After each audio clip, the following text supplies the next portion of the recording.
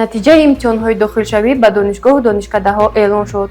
имрӯз натиҷаи давраҳои якум ва дуюми имтиҳонҳои марказонидаи тестӣ барои дохилшавӣ ба донишкадаҳои олӣ ва касбии ҷумҳурии Тоҷикистон дар соли 2025 эълон карда шуд. довталабоне ки аз натиҷаи имтиҳонҳо розӣ нестанд, барои иштирок кардан танҳо 2 рӯз вақт доранд. тавре аз Маркази миллии тестӣ назди Президенти Ҷумҳурии Тоҷикистон хабар доданд.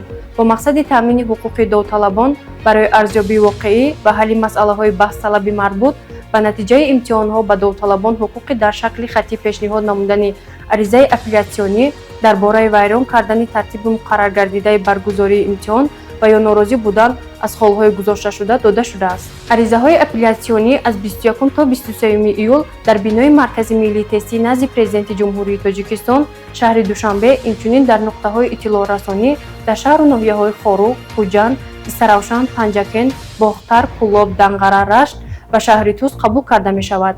Пардифен ҳаб ҳангоми дарди сар, дарди буғум ва дандонҳо тавсия дода мешавад.